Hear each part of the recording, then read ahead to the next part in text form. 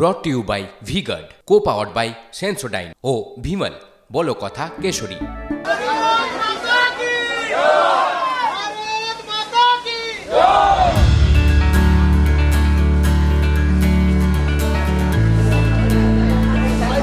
সবাইকে একটা প্রার্থনা করছি যে আপনারা ঈশ্বরকে ডাকবেন, আমার জন্য একটা ছোট্ট আপনারা প্রার্থনা করবেন, সময় খুঁজে দেবেন এবং ঈশ্বর আমাকে সেই শক্তি দেয়।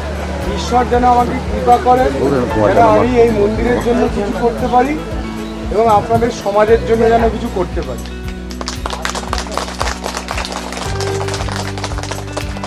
সবাই ভালো থাকবেন। প্রচণ্ড গরম পড়েছে, প্রচণ্ড রোদ। আপনারা নুন চিনি লেবু মিশিয়ে জল খাবেন, আমি সারাদিন ধরে খাচ্ছি, বুঝলেন? তাহলে কিন্তু শরীর খারাপ হয়ে যাবে। সকাল থেকে নুন চিনি লেবু জল খাবেন, বাচ্চাদেরও খাবেন, আপনারাও খাবেন। হ্যাঁ মা, সবাইকে খাওয়াবেন।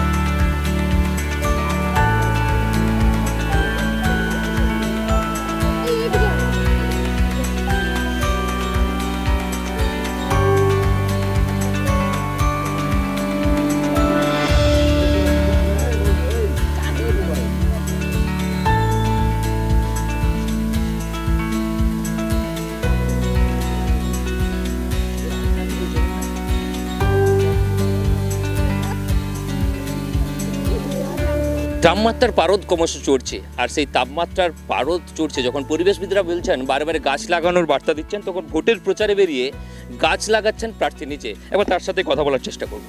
দাদা, গাছ লাগাচ্ছেন, কি বার্তা দিতে চাইছেন?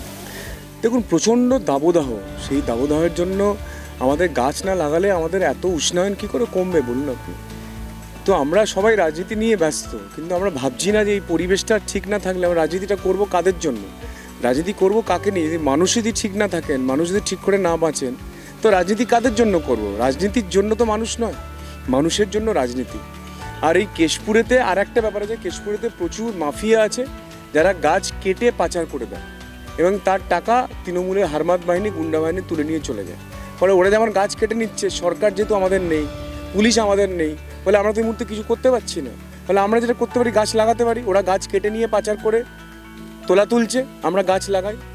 সেজন্য আমাদের কর্মীদেরকে সবাইকে বলেছি যে ওরা যদি একটা গাছ কাটে, আমরা 10টা গাছ লাগাবো।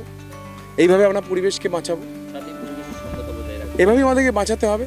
দেখুন, একদিকে ওরা গরু চুরি করছে, এখানকার তৃণমূল সাংসদ, প্রাক্তন তৃণমূল সাংসদ অভিনেতার সঙ্গে গরু চুরি করে, তার টাকা দিয়ে সিনেমা বানায়, আর আমরা গোমাতাকে পুজো করি।